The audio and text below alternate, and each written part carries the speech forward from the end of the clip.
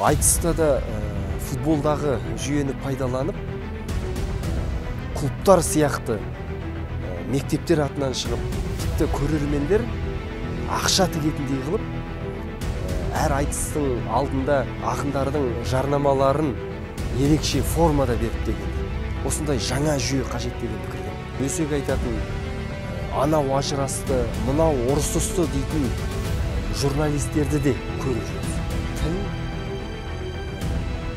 қай ұлттың болмасын, тарихы мен тағдыры ғой. 1991 жылы Әзербайжан президенті Муталибов латын графикасы негізіндегі Әзербайжан әліпбиін қалпына келтіру туралы заң шығарды. 1993 жылы Түркменстанда жаңа әліпби бекітілді. Өзбекстанда 1993 жылы латын графикасы негізіндегі өзбек әліпбиін қалпына келтіру туралы заң қабылданды. Орыс тілінің белсенділігі айтарлықтай төмендеді. Түркияда жаңа әліпбиге өту кезеңі небәрі бір-ақ жылға созылды. Оларда да қазақ тілі әліпбиін кириллицадан латын графикасына көшіру тағдыр шешті болмады. Үлкен рахметке орысша түсініктеме. Қазақшада көп рахмет. Мен ойлаймын деген бұл орыс тіліндегі сөйлемнің синтаксистік жүйесіне негізделген. Қазақшада менің ойымша Құдай сөзі парсшадан келген, Алла сөзі арабшадан келген. Тәңір төл сөзіміз. Өзге тілдің бәрін біл, өз тіліңді құрметте емес, өз тіліңді біл, өзге тілді құрметте деген.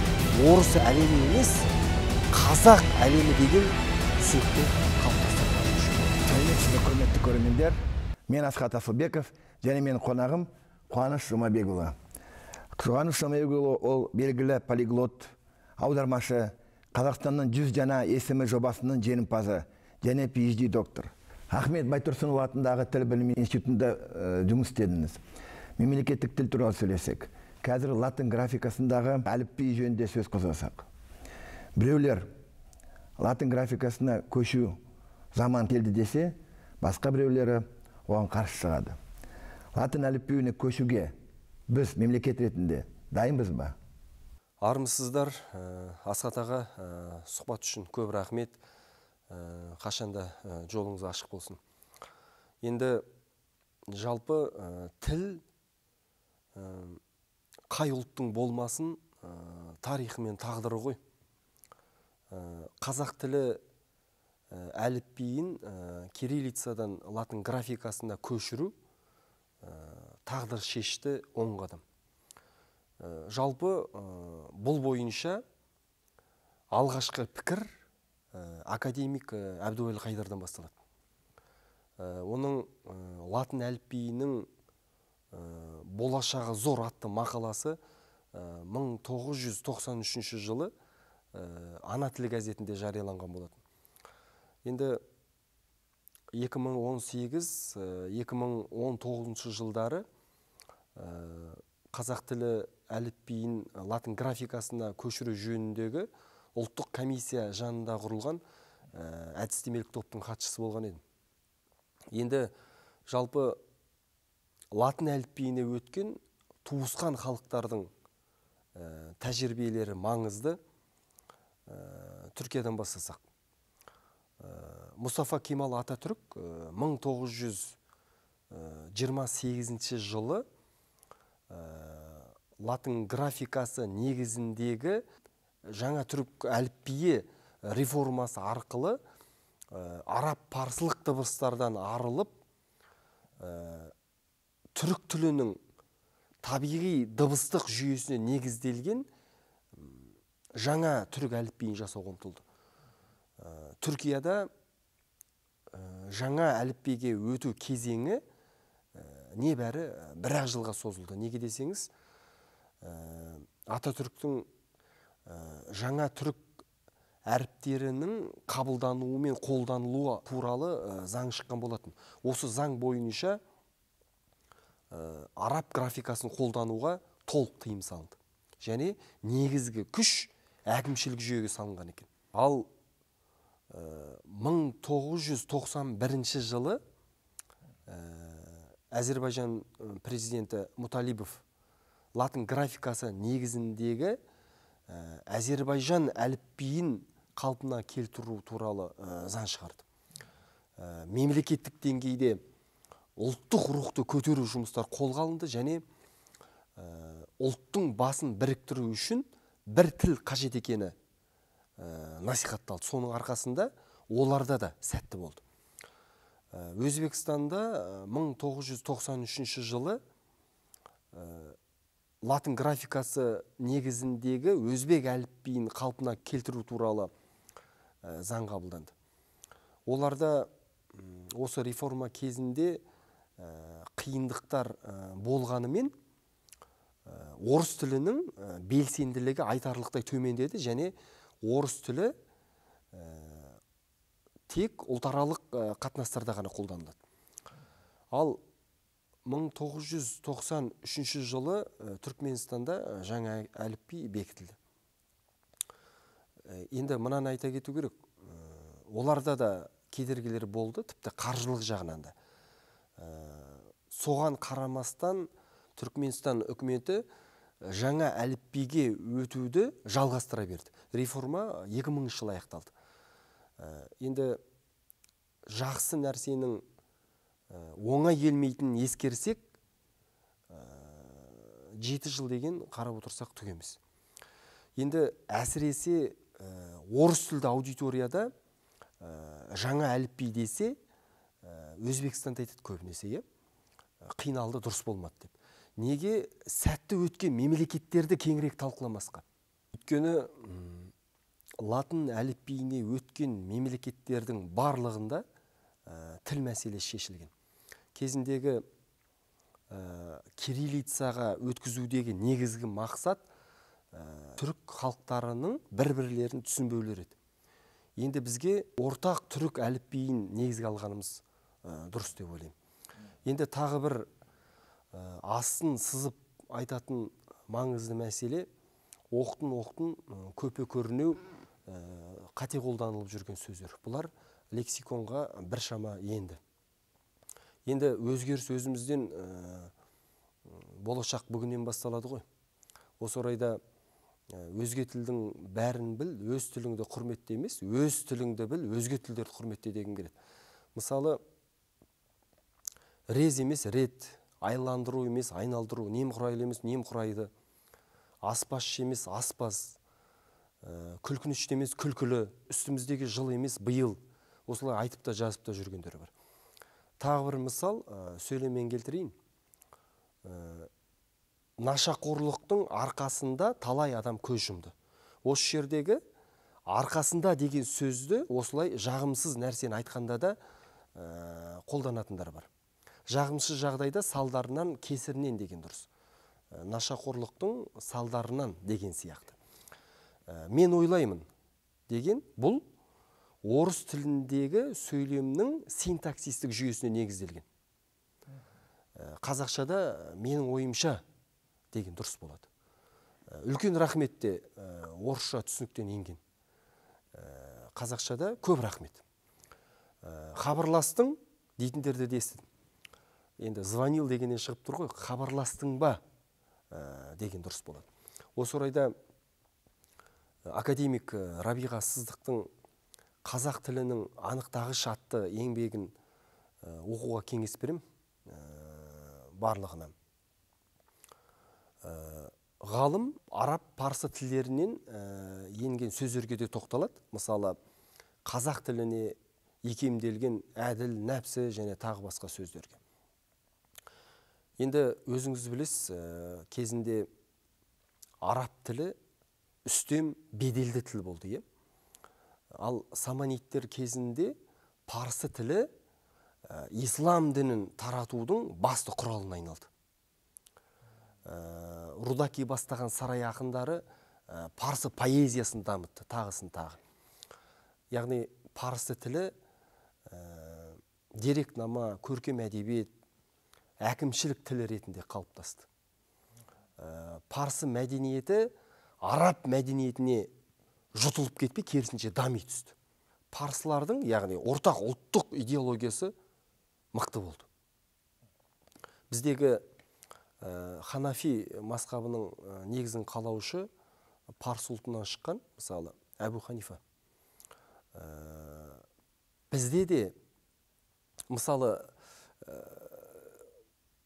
дін арқылы тілімізге енген Құдай, пайғамбар, періште, намаз, ораза, күнә сияқты парсы сөздері тілімізге енді. Аллах, иншаллах, машаллах, ифтар демей, қазақшалап айтсақ та болады ғой. Енді осы орайда Қашқаридің Диуани лұғат ат-түрк атты еңбегі. Сөздіктің басында автор: мен Тәңірдің бақ дәулетті түріктердің жұлдызында жаратқан ғарышты солардың заманында айналдырып қойғандығын көрдім дейді. Тәңір оларды түрік деп атап, оларға билік берді дейді. Араб тілінің дәуренінің жүріп тұрған шағында осындай рухпен өз тілінің шексіз байлығын, қасиет сырларын ашып көрсетеді. Осы тілдің болашағы зор екенін аңғартады. Бізде де дін қызметкерлері ұлттық көзқарасқа мән берсе екен деп ойлаймын. Тағы бір мысал келтірейін. Томсонның ең алғашқы оқыған сөздері түрік Тәңір. Құдай сөзі парсшадан келген. Алла сөзі арабшадан келген. Тәңір төл сөзіміз. Жаңағы тіл жәдігері Диуани лұғат ат-түркте де жерді жаратқан Тәңір, Тәңір қар жаудырды деген тұстары да бар. Қазақта Тәңір жарылқасын, Тәңір ұзағынан сүйіндірсін деп айтылады. Тәңір асырағанның малын бөрі жемес дейді. Шәкәрімде де бар: Тәңір алдында білмеймін кім озат дейді. Абайда да, Мәшһүр Жүсіпте де бар дегенде. Енді жалпылама алатын болсақ, халықаралық термин дегенге тоқтала кеткім келіп отыр. Негізі халықаралық термин деген нәрсе жоқ. Мен осыны айтқым келеді. Халықаралық термин деп жүргендері көбі орыс тіліне ыңғайланған шетел сөздер. Мысалы, неге әуежай дейді, аэропорт деген халықаралық сөз ғой дегендерді де естідім. 80 миллион халқы бар Түркияда хавалиман дейді. Қытайлар Фижичан дейді. Енді жалпы халықаралық термин деген ұғым кезінде орыс тілін нығайту мақсатында тіл саясаты арқылы қалыптасқан. Қуаныш, сен өзің PhD докторысың. Ғылым бағыты бойынша Қазақстанның 100 жаңа есімі жобасының жеңімпазысың. Отандық ғылымды дамыту бойынша өз тарапыңызда қандай ойларыңыз бар, қандай ұсыныстар бар? Бір мысал келтірейін. 2010-да Малайзияның Куала-Лумпур қаласындағы UCTI университетінде ағылшын тілін үйренген еді. Жалпы Малайзия экономикасы қарқынды дамып келе жатқан индустриалды аграрлық мемлекетке жатады. Табиғаты өте қолайлы, ал Петронас егіз мұнарасын көре бергім келеді. Енді Малайзияның білім беру жүйесіне келетін болсам, оларда халықаралық оқу стандарттарына негізделген іргесі берік қаланған жүйе. Жоғары оқу орындары әсіресе шетел студенттері үшін өте тартымды. Жалпы бұндай жетістіктер өзінен өзі болмайды. Мемлекеттің дұрыс саясатына байланысты. Кезінде өзімде мұғалім болғам, мектепте, университетте қазақ тілі мен қазақ әдебиеті және ағылшын тілі бойынша. ақш-тың Алматыдағы халықаралық мектебінде де сабақ бердім, америкалық европалықтармен бірге. Бізде де білім саласы бойынша Жәңгір мектебінен бастап, зерттеп, қайта қарап үлкен жұмыстар атқару керек. Ахмет Байтұрсынұлы атындағы тіл білімі институты жанындағы жас ғалымдар кеңесінің төрағасы болған едім. Былтыр білім және ғылым министрлігі жанындағы жас ғалымдар кеңесінің мүшесі ретінде бір басқосуда министр Асхат Аймағамбетовке сұрақ қойған едім. Магистрлық және докторлық диссертациялардың қолжетімділігін арттыру бойынша. Әрине ондай орталық бізде бар, бірақ жетілдіретін әлі де тұстары бар. Мысалы, Түркияда ЙÖK тез меркези деген бар. Диссертацияларды онлайн тегін кез келген уақытта алуға болады. Бұл плагиаттың жолын кесудің таптырмас құралы. Қазір ғылым және жоғары білім министрлігі бөлік осы жағын ескеретін шығар деп ойлаймын. Кезінде Саясат Нұрбек мырзамен де сұхбат өткізген едім. Алматыдағы Чехов атындағы кітапхана мені модератор, ол кісіні қонақ ретінде шақырған болады. Тағы бір маңызды мәселе, бізде Scopus және Web of Science базаларындағы журналдарда мақалалар шығаруды докторанттардан талап ету бар. Әрине, бұндай журналдарға мақалалар шығарған дұрыс. Кезінде осындай журналдарға мақалаларын ағылшыншаға аударып берші дегендерде болған маған. Аударып бергем. Осы жағы қайта қаралса екен деп ойлаймын. Өйткені докторант ең алдымен диссертациясын қорғап алу керек. Ғылыми атақ алғаннан кейін де жарияласа да болады. Логика мынада ғой. Докторантураға түскеннен кейін сенің басты жұмысың диссертацияда болу керек. Мысалы, Түркияда ондай талап жоқ. Докторанттар тек диссертацияларымен айналысады. Жақында Алматы қаласы әкімдігінің қолдауымен Қазақстан жазушылар одағы өткізген көркем қала Алматы мүшәйрасында туған ағамыз ақын Ержан Жұмабекұлы 83 ақынның ішінде 3-ші орын алыпты. Сол туралы айтып берсеңіз. Қазақстан жазушылар одағының мүшесі ақын туған ағам Ержан Жұмабекұлы жақында бұйыртса докторлық диссертациясын қорғауға Түркияға барады. Үлкен дайындық үстінде. Ақындардың астанасы Алматы атты өлеңі жыр додасында жүлделі орын иеленді. Енді еліміздің айтөбел археологтары мен тарихшылары Алматының жасын 1000 деп белгілегенін білеміз. Тарихы 1000 жылмен де шектелмейтін көнеден тамыр татқан Алматыға Ержан өлең арнаған еді. Жадаға емес, қатып қалған қалыптан шығып, таным методологиясымен ескі мәннен жаңа пайым жасауға ұмтылған өлеңдер қашанда қажет. Ержанның бәйгеге қосқан ақындардың астанасы Алматы атты өлеңін айтыскер ақын Қазыбек Байжұманов талдаған екен. Қазыбек өлеңдегі ару болсаң саусағыңа аялап Сатурнның сақинасын тағарем деген жерін әлем поэзиясында бұлай өрнектегендер жоқ шығар деп баға берді. Енді Ержанның поэзия өнерінің тың канонына сай жазылған тағы бір өлеңі бар. Қазақ деген Құдайдың қара өлеңі. Соны оқып берейін. Қазақ деген бір ел бар, білесің бе? Хақтан жеткен қалсын бір жыр есіңде. Сенбейсің бе, білмеймін, сенесің бе, жылайсың ба, білмеймін, күлесің бе? Күлетінің сенбейсің ғажабына, жылайтының сенесің азабына, жету үшін жүректің жұмағына шыдап берген жүйкенің тозағына. Ойланбай-ақ ел үшін отқа кірген. Бабаларым күн заңын жатқа білген, қара жаяу жүргенде басқалары алтын сауыт киініп атқа мінген. Барса келмес оралған сапардан жүз, екі өмірді тең көрген қатарданбыз. Тәуелсіздік қазақтың алтын тәжі мәңгіліктің жолында атарбамыз.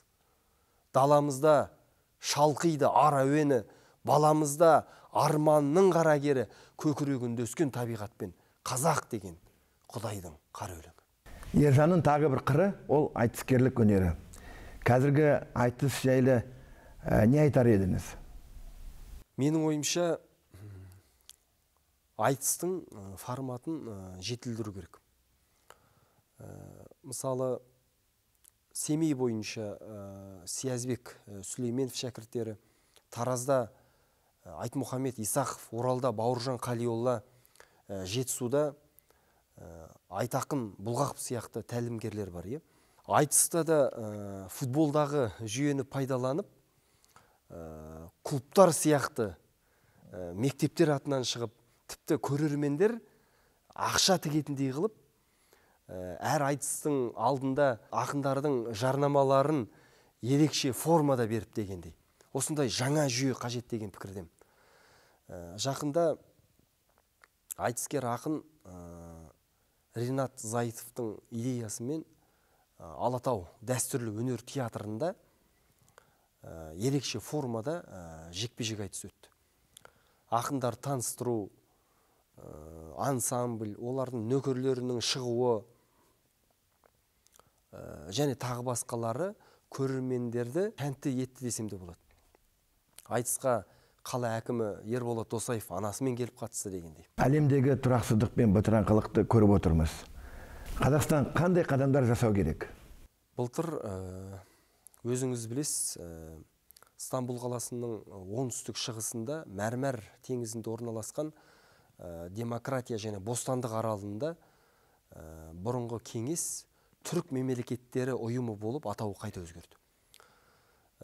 Алқалы жиынға Қазақстан президенті Қасым-Жомарт Тоқаев, Түркия президенті Реджеп Тайып Ердоған, Әзербайжан президенті Илхам Алиев, Қырғызстан президенті Садыр Жапаров, Өзбекстан президенті Шавкат Мирзиёев қатысты. Саммитте бақылаушы елдердің басшылары Түркменстан президенті Гурбангулы Бердімұхамедов және Мажарстанның премьер-министрі Виктор Орбан болды. Саммит қорытындысы бойынша 11 маңызды құжатқа қол қойылды. Әрине, кеңестен қарағанда ұйым әлде қайда жақсы. Түрік халықтарының геосаяси позициясын нығая түседі. Отпасақ ұтылмаймыз. Дегенмен, бұнымен тоқтап қалмай, әскери блок одақ құруға тырысуымыз керек деп ойлаймын. Түрік халықтарының әлем бойынша көш бастауына, корифей болуына үлкен мүмкіндік. Ойыңызды қорытындылап, елге тілегіңізді айтсаңыз. Мұқым, қазақ ескеру керек нәрселермен аяқтағым келіп отыр. Өткенді ұмытсақ, болашақ бізге тасатыр. Кезіндегі шоқындыру басты мақсаты болған Духовский, Ресейден келген орыс шаруаларын қазақтармен аралас қоныстандыруға күшін салған Колпаковский, кириллицаны енгізуге тырысқан Ельминский, зерттеу арқылы орыстандыру керек деген Мациевский, 1774 жылы орыс тілін үйретуге арналған Скалон сөздігі айта берсе көп. Айтайын дегенім, оларда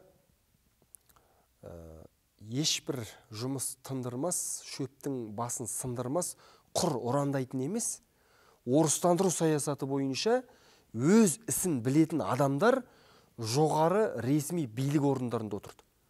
Соның нәтижесінде әлі күнге дейін орыс идеологиясы құрсауынан арыла алмай келе жатырмыз. Біз де сондай бағытта жұмыс істеуіміз керек. Енді орыс әлемі емес, қазақ әлемі деген түсінікті қалыптастырғанымыз жөн. Енді қосымша тағы бір мысал келтірейін, бір ғана сала бойынша. Өсек айтатын анау ажырасты, мынау ұрсысты дейтін журналистерді де көріп жүрміз. Енді өздерінің деңгейлері сондай шығар деп ойлаймын. Саналы адам ұлтты құртатын әңгіме айтпайды. Кезіндегі Серке газеті, Қазақ газеті сияқты бағытта жұмыс істейтін газеттер бізге көп керек.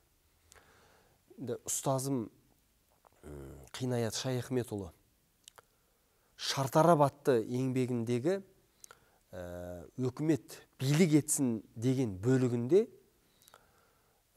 қоғамдық болмысты бүк, шік қалпында айқындайтын төтенше маңызды мәселе ұлттық мемлекеттік дербестіктің іс жүзінде қамтамасыз етілуі дейді. Енді болмыстың бірнеше түрі бар ғой. Заттар болмысы, адам болмысы, рухани болмыс, әлеуметтік болмыс. Болмысымыз бүтін болсын дейміз. Қуаныш, сұхбат бергеніне рахмет. Көрермендерге айтарым, лайк қойыңыз, жазылыңыз, таратыңыз. Осындай пайдалы ақпарат бүкіл халыққа керек деп ойлаймын. Аман болыңыз.